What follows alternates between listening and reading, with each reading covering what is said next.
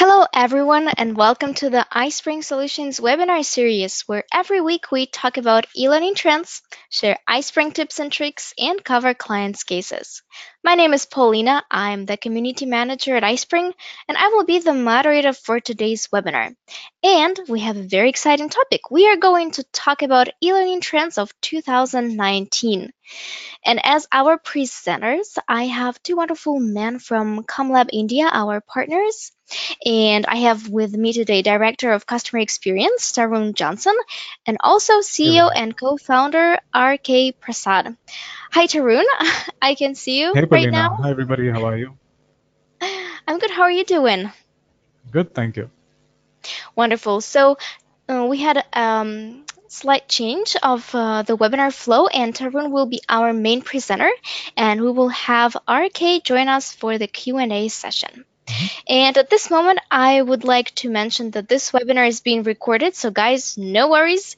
You will receive a link to replay sometime after the session. However, I would like to encourage you to stay till the very end because it's a great option to address your questions directly to our presenters.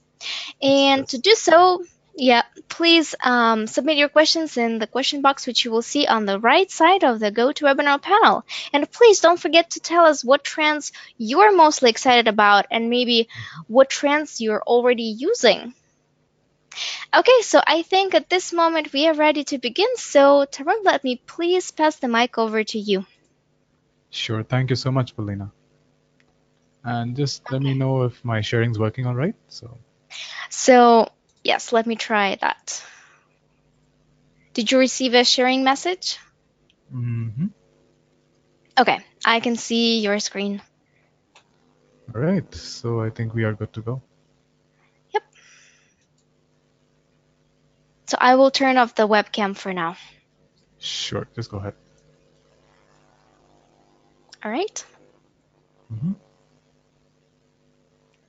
Okay. So thank you so much, Paulina, for that introduction. Again, my name is Tarun Johnson, and I will be your presenter today. And a big hello to everybody, and thank you so much for joining us for this webinar today on e-learning trends that we have identified that are coming up in 2019. This webinar is jointly hosted by iSpring and ComLab India. So again, I know Paulina just went over this a little quickly. I just want to remind everybody to keep your phones on mute. Again, I know we are all muted, but this would help us keep the flow going. And you can remember to submit your questions through Q&A that we can take them at the end. In case we don't get your question, we don't answer it, we will make sure to follow up with a response to any questions we don't address during this webinar. So I just want to go ahead, take a moment and introduce ComLab to you. So as a highly experienced e-learning veteran, ComLab has consistently performed at the highest levels of customer satisfaction and ROI of training dollars. So we started out in the year 2000 with only one employee and one computer, but today we have grown to over 150 professionals, so serving a global customer base through ILT to e-learning curriculum design, converting legacy courses to new formats, undertaking e-learning transitions in 35 plus international languages, and also pushing the envelope of what's possible with any authoring tool in the market today. We also have been featured on e-learning industry's top 10 list for 3 years in a row. We are currently at number 3, and we do want to drive that up in the years to come, based just on our customer service and the value of our offerings. So I just want to introduce the both of us a little more about our background. So RK is our CEO. He possesses more than 3 decades of experience in the learning space. He started out as a training manager at a MNC as a global company, and today he continues to lead ComLab to new heights as the CEO. He has an MBA degree, and he is actually currently pursuing his PhD in mobile learning from Lancaster University in the UK. So he's doing that online. And I am Tarun. I am the director for customer experience for American clientele. I come from a technical and engineering background, so e-learning was something I got into a few years ago, but I'm really enjoying it. And I specialize in manufacturing, oil and gas, petrochem, and pharmaceutical sectors. I'm your main presenter for today, as Paulina shared. Since RK is unfortunately battling a throat infection, he will try to chime in on the Q&A at the end. All right, so let's start off with a quick poll. So, in your opinion, what really makes a trend? You should have some idea since you've shown interest on this topic. Do you think a trend is something that's just around the corner and is about to be adopted everywhere? Or could it be a really obscure area that's going to take a few years maybe to develop, but once it does, it's going to take the world by storm? Or is it a phenomenon that's just started in the mainstream and it actually can be adopted by everybody?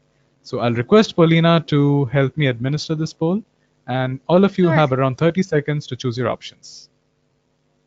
I've already launched it, so people, all our Mhm. attendees, we would like to ask you to take a vote and share with us what you think really makes a trend. So right now I see that most of the votes are for the third option, an observed phenomenon. Oh, interesting. And that is actually perfectly correct. So that So is, do you think we can close the poll, or should we give another 5 seconds for people to take a vote? I think another 5 seconds is fine, but it looks like we have reached consensus and Mhm. it, yeah, so that's good. That's fine. Thank you everybody for participating. Yep. So I will just Yeah, share the results really quickly. As you can see, 72% voted for the third option, like I said. that's awesome. That's so great. Good. So, and that is exactly what we have in mind. So for this webinar, we are going to look at the third option, that is the trends that are just entering the mainstream and are more or less recommended for adoption by experts. So let's jump ahead. Let's see what those trends are. So the top 5 trends that we think are here to stay.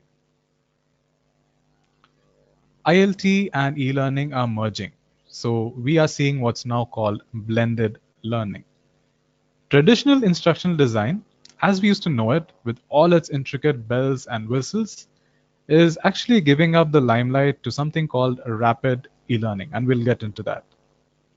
Training needs identification, or TNI, which is a staple of any training manager's toolkit, has taken on new meaning as it helps you connect organizational goals to employees' performance objectives. The fourth trend is a teaching LMS. So LMSs today are no longer just repositories for your e-learning courses, but are now intelligent in their design and intent that they can actively improve your employees' learning journey. Finally, data analytics is being leveraged in e-learning and learning per se. It's helping improve efficiencies, helping define ROI, and it's helping organizations become more competitive in the marketplace. Okay, so we are going to talk about a few emerging trends as well, such as AR, VR, and adaptive learning. So, though they haven't hit the mainstream as yet, we do think that there's a lot of scope for them to come in a few years. So, again, merger of ILT. Here, ILT stands for instructor-led training or classroom training. So that's classroom training and e-learning are merging and forming blended. So that is what ILT stands for. And finally, we'll end this webinar with our recommendations for 2019 and beyond.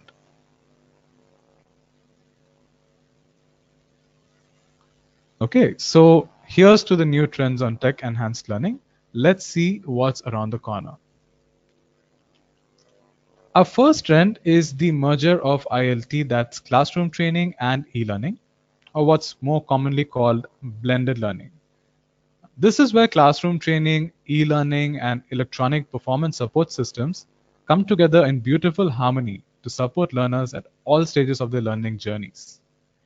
On the flip side, we also have what's called digital classrooms, where a variety of digital assets are being used to improve classroom training delivery through things like smart interactive panels, interactive polling, and many more. The era of blended learning as we see it today has paved the way for a few new and interesting tools such as microlearning and mobile learning. So microlearning, I think you might be familiar with it. It's basically when you have a learning asset that's laser focused on only one learning objective. It's usually short in duration, and people try to make it fun and easy to absorb. Microlearning and mobile learning together, they share a lot of overlap. So we will talk about that a little bit later. So let's see what some of the benefits of blended learning are. Firstly, you can greatly cut down on your training costs because you really don't need to send hundreds of your learners to a classroom after arranging trainers and all the other logistics. One of our customers actually experienced a 50% reduction in training budget after introducing e-learning to address the majority of their sales force's learning needs. All right? So that's the first benefit. Secondly, you do have a lot of scope to gamify your learning. You can increase competition and drive engagement.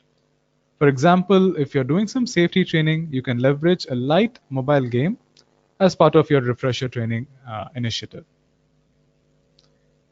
Continuous learning, it's one of the big benefits of blended learning. So earlier, learners needed to ask somebody else or refer to external resources if they forgot something or didn't understand something. Whereas today, everything is available at a click if it's on the LMS or at a learning portal, as long as you've accounted for this learning need in your blended strategy. This is very flexible as well. And finally, all of this comes together to drive up your training effectiveness.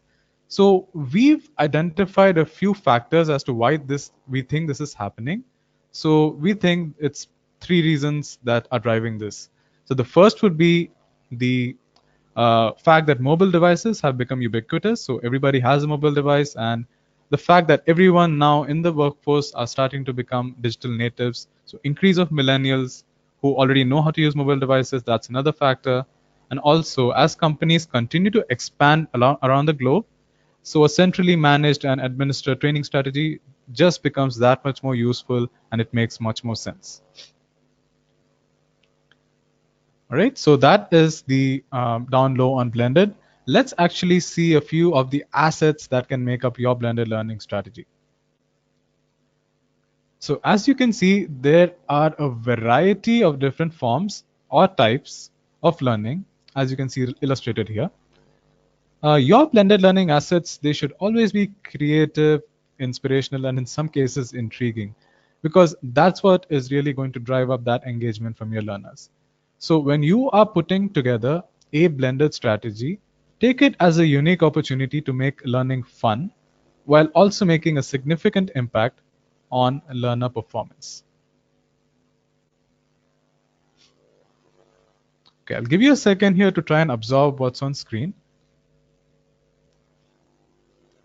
So this is an example of a blended strategy for sales training. So here, many of the assets we just showed you on the previous screen were deployed at different stages of this learner's learning journey. As you move from left to right, you can see that the learning assets start out very basic and informative, maybe like product animations and hands-on training. Then they move to aspects of coaching, testing that learner, and finally they evolve into performance support to help the learners in the field using things like quizzes, videos, simulations, infographics, etc. So this is actually a blended learning strategy that we proposed for one of our own clients in Europe. They continue to use it to great success today. If you're wondering if you can actually use blended learning in scenarios other than sales or service training, the answer is yes. So for example, if you have a software that you're looking to train your employees on, again, you can use the blended strategy very effectively. You can get your users proficient with all the important functions they would need to know. You can use e-learning simulations. You can put in some minimal hands-on training in case there are tasks that are a little more complex. And you can end off with a sandbox for your learners to experiment in. You can also provide them with a lot of quick videos and job aids. You can just put them on SharePoint or your LMS, so your learners can just access them when they need to, when they're doing their job. And for safety training as well, blended learning comes into use. So it's very easy to implement that, not only to address the first time learning if the topic is new using e-learning or hands-on, but you can also address continuous learning and refresher training using all these blended assets at your disposal. So blended learning basically makes all of this possible and more. Okay, so that was our trend one. So jumping to our next trend here, what's all this we're hearing about rapid e-learning? What is that? So don't worry, it's nothing but getting back to the basics of strong, robust, and purpose-driven instructional design. When you think of rapid learning, it has almost everything that you would see in standard e-learning courses. But what's important to note is what rapid e-learning actively chooses not to do that makes it different. Okay? So you have performance-based learning objectives, you still have formative and summative assessments, you have adequate levels of interaction and engagement, basically just what the doctor ordered, right? So what we don't have are time-consuming animations, complex branching logic or overdone graphics. Since most of the time we see these kind of things employed as additional bells and whistles, maybe to draw a learner to take a course, not necessarily to improve the learning effectiveness. If your courses need such marketing gimmicks, then maybe you would need to take a second look at how you're identifying training needs. So we'll talk about that a little more in trend 3. Until then, I just want to leave you with a small saying here we have at ComLab. No more Taj Mahals of e-learning courses, please. So we're not trying to build Taj Mahals. We want to build stuff that works quick, and gets that ROI to our stakeholders. So did you know that rapid e-learning can be delivered in around 30% of the time that it usually takes? Yeah, that's awesome. So standardization is actually the key to successful rapid. You can think in terms of templatizing common screens, graphic elements, and assessments. You can put all of that in an e-learning, maybe a style guide, and send that out in your organization. So even if you're working with vendors who are creating e-learning for you, you can share that style guide with them, your templates with them, and that's just going to make your e-learning that much more easy to create and that much more quick to create. So those are some of the benefits. So what does this mean? Does this mean that quality and creativity are compromised? No, actually not at all. So rapid e-learning is really based on performance-based learning objectives. So all it does is ensure courses are instructionally robust, and it gives the IDs flexibility to design various interactivities within that context to present content in an easy to comprehend manner.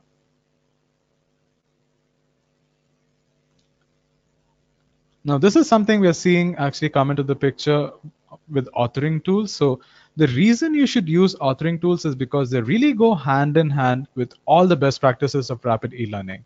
So almost any authoring tool would offer you inbuilt responsive templates. Most authoring tools have a rich collection of icons, images, backgrounds, and other assets that you can just simply drag and drop into your courses. You have a lot of interactivities that make e-learning engaging. So that's something almost all authoring tools have as a library. But when you're putting interactivities in your course, just remember, don't go overboard, stick to rapid principles. Um, all features of authoring tools make it very easy to convert your ILT, that's your classroom training, to online. So that's something that you can look at. And course authoring tools today have made it very easy for anyone to start creating a course. You don't really need to know a lot of programming to start creating e-learning. This was the case before, but it's not the case now. That being said, we really do think iSpring Suite is great because of its ease of use. But really, no matter which tool you use, I don't think you will really go wrong. Almost all of them can do most of the things that you would need authoring tools to do. Okay, so that was your trend 2 about rapid e-learning. Let's see what the next trend is all about. We are now looking at training needs identification, or TNI. If you're a training manager, you would definitely perform training needs identification. But today, your stakeholders are increasingly cognizant of their spending, of their budgets, and on the ROI in terms of employee performance. This means you would need to use TNI to link organization goals to the final learning objectives you base your training around. You need to be quick in identifying performance gaps so that you can start developing and deploying laser focused learning initiatives. So that's the key here. And think about it, this has a lot of advantages for your learners as well. Remember, we spoke about bells and whistles in a course that are used to attract learners. So that was previously what was done. If you perform your T and I correctly, your learners will be highly motivated to take the e-learning, even without all these unnecessary frills. Because it would be clear to them how this learning asset would help them perform their job better and with less effort. So that should be your goal with training needs identification. So overall, learning is effective when it is aligned with your organizational results. Those need to translate to your desired performance, and that performance need to focus in on performance-based learning objectives. So this is how we make sure our solutions add a lot of value to the organization. So let me pause here for a second and talk a little more about these three things. So at each of these stages, for example, if you are at the organizational result stage and trying to map out what that looks like, you can ask yourself a few questions. At this stage, questions you can ask yourself could be, how will this solution help your organization? Or how will it contribute to your organizational goals? So it may be a little hazy at the beginning, but don't worry. As you get through this exercise, it's going to become very clear how your training is impacting performance and how that performance rolls up to your organization. At the second level of the desired performance, you would need to ask yourself questions like, what does my target audience have to do to achieve the desired organizational results that I want? So what would you like for people to do more efficiently and effectively? That's the question. Or you could ask yourself, what does a top performer do? So then the others would need to emulate that person. Or simply the question, how would you describe proficiency? Because that's finally the end all, right? That's what you want to get people to the point of being proficient so that they do their job well and contribute to the bottom line. At the objective level, you can have two levels of questions. So the objective may represent the terminal performance, so what the person actually does. So, for example, terminal performance-based objectives could be explain product features or address a customer issue or concern. So that can be terminal. You can also have enabling objectives, for example, recall product features. So that's going to help you be able to explain product features at a later point. Again, you can play around with this, but keep in mind everything has to finally link back to the organizational results. Okay, so this is how one of our customers used the concept to create an easy to read online spreadsheet. So using this spreadsheet, they started to link their assessment scores with the expected performance of the learners. This then allowed them to help their employees with additional learning interventions depending on their level of proficiency. So again, this is the way the system adapts to what that learner is actually facing and what those gaps are. And this way, they really avoided a cookie cutter approach and based their training strategy on real data.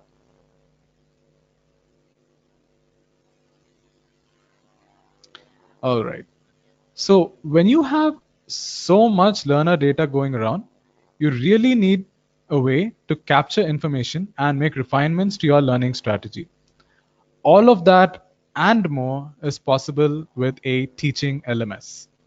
So anytime you have a system that actively nurtures learning, you can start to build out programs that address different types of learners with a variety of learning assets, irrespective of the location, prior level of knowledge, or even learning preferences. So teaching LMSs today can do all of that, and they can also host a lot of learning formats that are in the market today. So today's LMSs, they have a lot of features that drive engagement, such as gamification, collaborative learning, and such. It's almost standard today that an LMS should also have an app, a mobile app, and it should also allow for offline access of courses. That makes perfect sense, especially if you have learners who may not always have good cell phone connectivity. So we've had that happen for a few of our customers where they requested us, these people keep traveling a lot. They're not always going to have cell connectivity. So then we had them use an LMS that could download the assets on their phone, and the learners could refer to it whenever they needed to, whether they had cell connectivity or not. Something we're also seeing now is learning paths. So that's point number 3 there. Learning paths is a system that can cater to different learners, helping them personalize the learning to what's really efficient and effective for that person at that point in time to get them to the next level. And finally, we're also seeing a lot of, machine learning assisted smart search and curation. So all of us have heard of artificial intelligence and machine learning. So some LMSs are actually leveraging that as search engines for curated content. So as the learning manager, you might create content that you want your employees to see, and then you would put it on such an intelligent LMS. So when somebody asks a question on the LMS, this machine learning would help find the content that is relevant for that question, and it would give them, just like Google does, a search result. So it's going to be that easy to use. Coming to our own recommendations, we have 4 LMSs that we think really make the cut as far as teaching LMSs go. The first would be iSpring Learn, just because of its really simple interface, ease of use, and ability to customize a number of administrative functions. We actually have a few screens to show you, so I'll not go into much detail here. Adobe's Prime is also a great LMS that gives administrators a lot of flexibility in terms of arranging your training calendars, as well as options to gamify learning through scores and leaderboards. We have Cornerstone as well, which is a really good LMS a lot of our customers themselves use. One of its shining features is how it enables mobile learning, in addition to all the standard learning formats available today. Since Cornerstone's been in the market for quite a number of years now, it definitely has evolved into a robust system. Finally, we have Docebo. Docebo comes to the fore with quite a few awesome features, such as personalized content and search results through a back-end AI engine. So it's really, really good for social learning where employees can collaborate with each other. And it's also pretty easy to chart learning plans through the Docebo LMS. I know you have a lot of choices, but don't get overwhelmed. All of these are good LMSs. So it's just a matter of ensuring that you meet all your learners' primary use cases when you finally decide to go with one LMS over the other. Okay, so we have a few screens here put together from iSpring. So the first thing that should jump out at you is the absolutely clean and intuitive interface.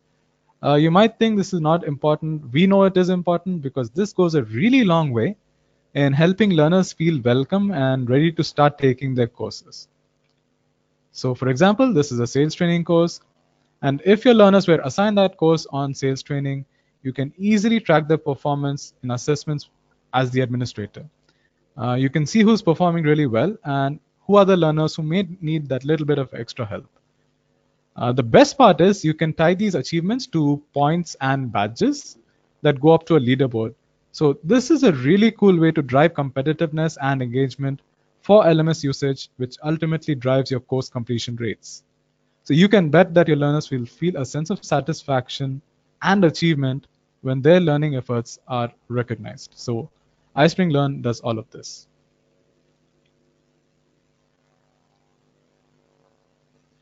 Okay, this is a pretty dense slide. Don't worry, I'm just going to explain it a little bit.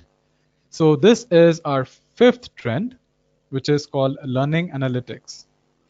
So all of you must have heard about data analytics. So that's really come into its own with the availability of vast troves of structured and unstructured data. So that's being called big data because we really can't, analyze those data sets with all the traditional and old data processing methods that we had. So that's big data is coming into the picture. This chart, it shows you a classification of the analytics levels of organizations on a maturity scale based on the type of analytics they can perform. So at the leftmost end, you have what we call operational maturity. In these organizations, most reporting is confined to a few sets of canned reports, maybe KPI scorecards and some things like that. So sometimes these companies look at data from only one platform, so like a CRM or email system. So that's called siloed analytics, and again, that comes under operational. In these cases, any data analytics that is performed, that is confined only to that platform. So it does not consider all the information the organization actually has, so which really isn't that great. So the first three, passive reporting, proactive, and siloed, are coming under operational maturity. As we move to the right, you have organizations that are starting to do a little better at the strategic maturity level. Here, these companies are aware of data lying within different systems, and they've actually made some progress towards integrating analytics across their systems and arriving at a more holistic view of what's going on across their organization. And at the right, you have at the highest level the organizations that are at the transformational maturity. So these companies have actually figured out ways to make their data work for them, in the sense that they can model future behavior based on current trends. This is a really tough stage to reach just because it's a tremendous effort to create a model that actually encapsulates all the major variables in any business environment. At the absolute zenith, at the right, we have companies that have created machine learning systems to automate their decision making for them, actually, and leverage their behavior models based on data that they have available. So that's the absolute ultimate. That's companies that are there are really at the top of the learning analytics ladder here. So now here's a question for you. Out of 10 organizations, how many are still in the operational maturity level? Again, Paulina is going to administer that poll for you, and you have 30 seconds to pick your answer. So the poll is launched at the moment. And again, guys, just take a vote really quickly and tell us out of 10 organizations how many are still in the operational maturity level. And just simply use option 1, 2, 3, or 4. And right now, I see some very interesting results. Okay. So the leader is, so far, the leader is number 2, 5 out of 10. Okay. All right. So, and yes, I would like to mention that I do see some of the So, questions that you guys sent, and no worries, we will take care of them during the Q&A session. So, stay tuned. Okay, so at this moment, I see yeah, that sure. almost everyone has voted, so I'm going to close the voting and also share the results with everyone. Okay, so I do see that 5 out of 10 is the winner, with the others coming Mhm. in second and third. So that's a good response, everybody. But I'd just like to say that only 10% of organizations have progressed beyond operational maturity. Unfortunately, 90% are still within the operational maturity level here. So they could be passive reporters, proactive reporting, or siloed analytics. Okay, so that is the reality. Just to drive home the point again, this is a chart that focuses on analytics within the corporate L&D domain. So here you can see that only 5% of organizations are classified as high performing right at the top, which means that they are able to use data around training and learning in such a way that they can accurately gauge impact of training. So that's really high level. And they can also predict future training needs of their employees using that data. And truth be told, it again is really difficult to reach this level, but there are organizations that are doing that. So the analytics, this data doesn't look so encouraging, but don't worry, we do have some information that we think may help you get started on the right foot.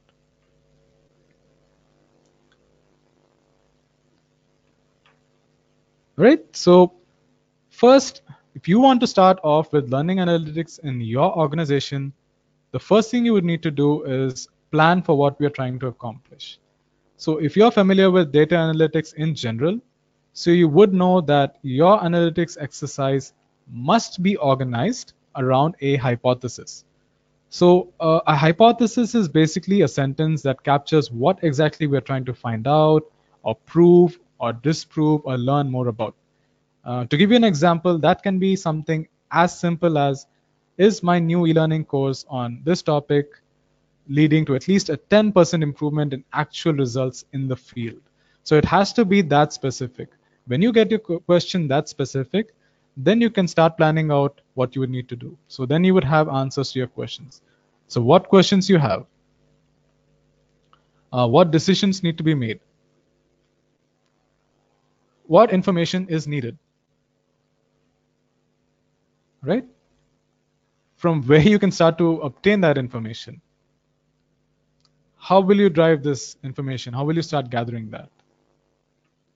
How are you going to analyze that? Whether it's the methods you use, the tools you use, or all those decisions. And finally, you'd also need to think about getting those results into a format that makes sense, especially to your stakeholders. And you need to do this, all of this at the planning stage itself. Without doing all of this, I would encourage you not to proceed forward, because then it's just going to be a futile exercise.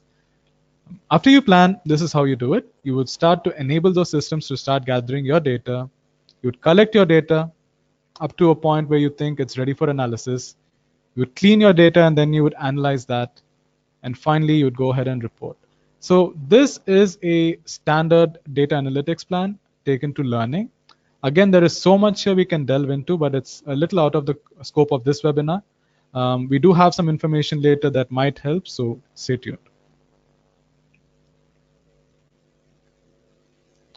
All right, so how can learning analytics help you?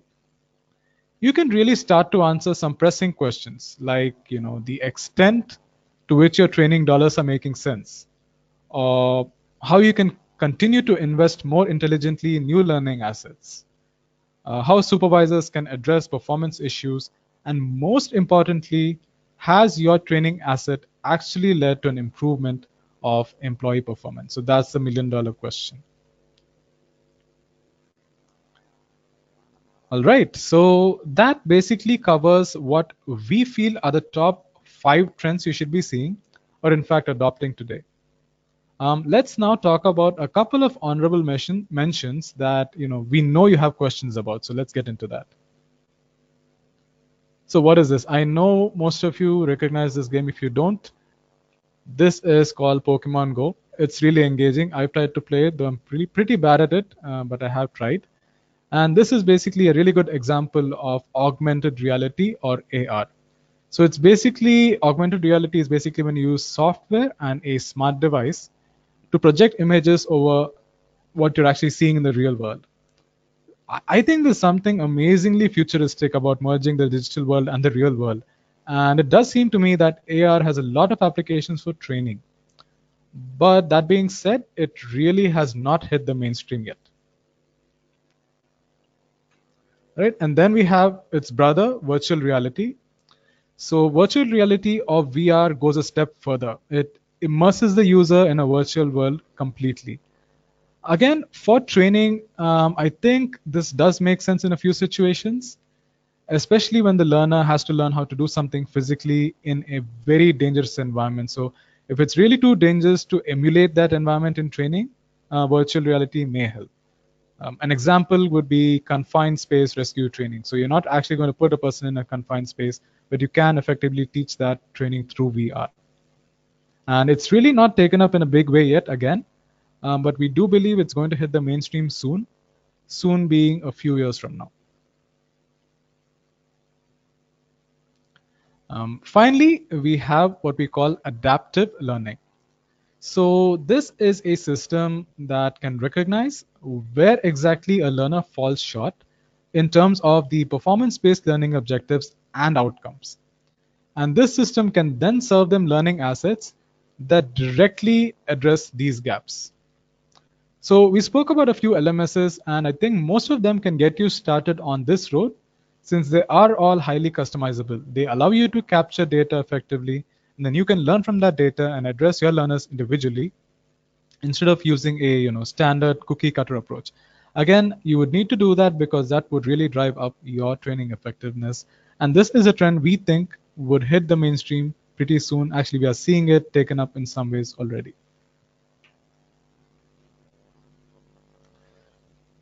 So, the big question, should you follow these trends? Obviously, yes, the answer is yes. So, here are our thoughts on the trends you would need to adopt.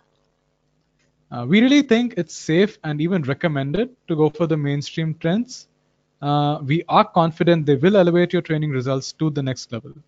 So get ready to blend your learning. Think in terms of leveraging rapid development. Try to link your learning to your business goals. Explore new LMS features and see if they make sense for the use cases for your learners. And finally, use all the systems at your disposal to harness data and improve your learning impact. And what's about all the hot and happening stuff like AR, VR, and all the advanced levels of adaptive learning? Our advice is just to watch and wait. So they are being explored right now. There are some people who are doing that. So let them go ahead and explore that a little more before you start to invest your own training dollars. And that ends the content of the webinar for today. We do have our session now for questions and answers. Thank you very much, Tarun. I think you covered all those trends in a wonderful manner, and I really hope that our attendees find this webinar useful. I promise we will jump right to the Q&A session after Mhm. a moment because right now I would like to share with you guys our speaker's presentation because I know that some of you requested it in the chat. So I'm sharing the link to it right now. Okay. Give me just a moment. Okay, here it is. And also, I would like to give you some more reading during your free time, of course, if you have some.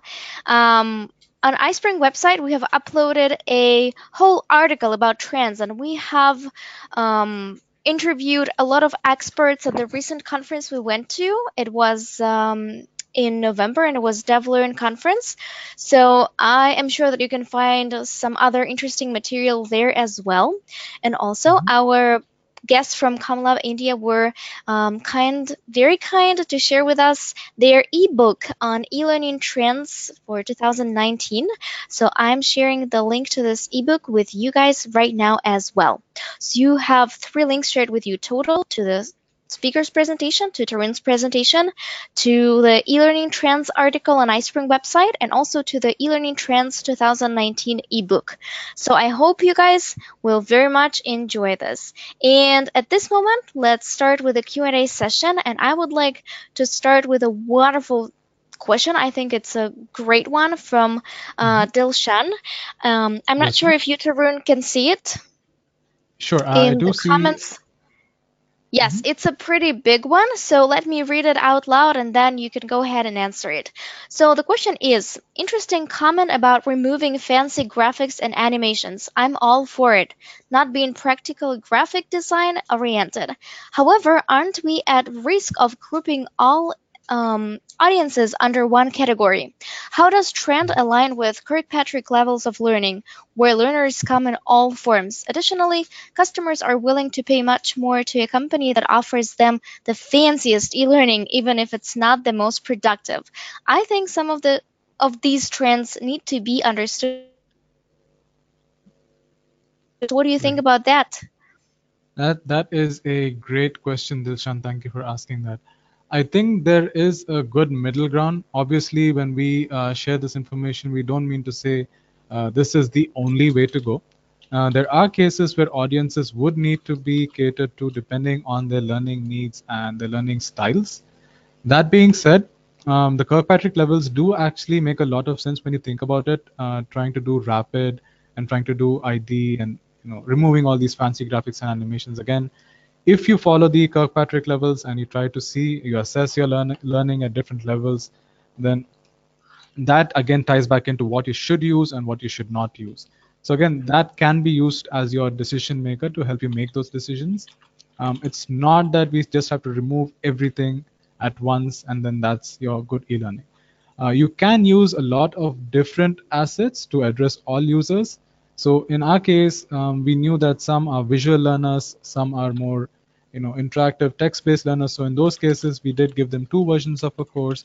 We had animated videos that were supplemented with a text-based course in Articulate Rise. So that's how learners could go ahead and take either the video or they could just go through the Rise course and scroll that on their phones. Again, that completely depends customer per customer. We can try to educate them, but at the end, they are the customer and what they say would go. I hope that really answers your question. Yes, thank you very much for this detailed answer. And let's move Mhm. on to the next question from Roy. Is there any best practice in terms of length of narrative and amount of animation on the slide so that the learner keeps focused? Again, really good question. We have what we call as medium interactivity, and we have a thumb rule, maybe one interaction every 3 or 4 slides. And especially if the topic is not really complex and you're trying to teach them something a little straightforward, then one interaction, it 3 or 4 slides can really work. And you should also make sure that each slide is not more than maybe 30 seconds or 30 to 40 seconds. So that's also a good practice as it keeps that learner moving. You shouldn't have really dense slides there. So 30 seconds, maybe 40 seconds per slide is good. That also includes the kind of interactions you're trying to include. So one interaction every 3 or 4 slides, and then 30 to 40 seconds maximum per slide are something that we can recommend. Also, one last thing, don't try to sync everything word by word. If you're using audio in your courses, try to use that as a supplement and don't try to overload the learner by using verbatim and synced audio. Thank you very much. And let's cover the question from Pamela now. If I'm Mhm. understanding this correctly, you are saying that rapid e-learning can also mean taking the time to create engaging templates that can then be used rapidly for future learning. Absolutely. So this is again investing in your future training. So if you know you're going to create maybe 20 e-learning courses 3 months from now, you're also sure what those courses would look like at a general level, then please go ahead, take the time to templatize that right now. Put in the effort right now, and it's going to yield a lot for you in terms of how efficiently and effectively you can start to scale up once you reach that point. So we did take this approach very well for one of our own customers. Recently, we did a huge conversion project for one of the telecom leaders in the US. They had 1,500 courses that needed to be converted to HTML5. So again, what we did was we went in, we templatized everything. We wanted to see what each course would look like finally, and we created those templates. And then we just went ahead and dumped the content, did minimal ID, and gave them courses. I think within 6 months, we were able to deliver 1,500 converted courses for that client. Again, that is the rapid way of doing it. And it's all about trying to see what you're trying to achieve, being confident about it, and then creating the road toward that end from the start itself. Yes, thank you very much for covering that. And our next question is from Dilshan. Why not use strategic big data analysis in the training needs analysis stage for any training need? I'm just trying to find that question. Just give me a second here. Why not use strategic big data analysis in the training needs analysis stage for any training need? I think it can be used, Dilshan. Again, we have not done it very extensively, so I don't want to say something that is later not correct or maybe misunderstood. Um, this really can be used. Again, we are not in that maturity, especially some of our customers are not to be able to use that the way we think it should be used. And it really depends on how how much data they have available and how much data they're willing to share with us in terms of their information within their systems, and then we can leverage that if we want to. But then again, if they come to us with a need saying we need this done, this is the basic upfront information that we have, we just work with that. Right, thanks for covering that one. Next Mhm. question is from Shannon. Whiteboard animations, strategic games, etc. Where do we learn about how to develop these? Is this something achievable with minimal LMS experience as content specialist? What do you think? Shannon, yes, the answer is yes. So you can do that. For whiteboard animations, we have tools like VideoScribe and other tools that make it really easy to do that. So it's not really something you would do on the LMS. You don't need to have LMS experience to actually create these assets. You would need, therefore, some sort of authoring tool experience, I would say, or somebody who can create stuff in these authoring tools. Um, Coming to strategic games, there again, we have a lot of templates, not just ComLab. I think a lot of templates are being offered out there by a lot of vendors, where you can just plug in the information for that game template, and then it churns out that game for you, and you can deploy that. So again, people are recognizing that templates are the way to go. So you don't have to develop them from scratch. You can see them online, get them, and then use them for your own need. Yeah, actually, the very good go-to place is iSpring Content Library, and I use Absolutely. it all the time for my presentations, and I also share it with the speakers for the webinars when they don't have any free designer who can help them to design their presentation. Uh, iSpring Content Library is the go-to place. Okay, and Mhm. the next question is from Douglas. What is the main feature that define a content is an e-learning content instead of a regular content? Um, I'm trying to understand what regular content is. Maybe e-learning, we define it as self-paced learning. So if you're thinking of regular content in terms of just a PowerPoint slide deck that you give to your learners, that's not really self-paced learning, right? So e-learning takes self-paced learning into account. So instructional design goes into that. It accounts for the fact that the learner is learning alone and the course has to react to their input. So that's something that differentiates e-learning, I'm sorry, from regular content like a PPT. So that's just one-way traffic, a PPT, a PowerPoint slide. Thank you. Yes, I think that's a good answer to this question as well. And let's cover the question from Terrence next. Mhm. Recommendations are open to interpretation once development takes place. Like, what does user interaction look like in your trainings? Elimination of complex graphics, etc. Does that simply leave your training with stock photos that don't convey any meaning to any learner? Do you have an example online of your training developed under these recommendations so that we can see what it looks like in practice? Do you have anything like that to demonstrate, or maybe we can share a Yeah, link to it? yeah, we can follow up with the link to that, and you can send it across to Terence. But I would want to answer his initial question here. Hmm. So Sure, again, sure. user interaction, it all depends on your performance-based learning objective, right? So when you start off with your performance-based learning objective, that says something like identify the 5 features on a product if it stands before you. And then maybe the most effective way to do that is to have a product in front of them in the course. They can click on the different parts and identify them. And that's probably as much as you would need to do. It's not just clicking. Basically, you also make them think. You also make them reflect. You also make them, retain information and reuse information that they've done before. So all of that drives learning. We do use stock photos. It's not a sin to do that, but again, that goes hand in hand with what we're really trying to do. So it's not just stock photos, but there's enough interaction, enough interactivity that we are meeting the learning objectives without overdoing anything. Thank you very much, and I hope, Terence, that answers your question. And the next question is from Ali.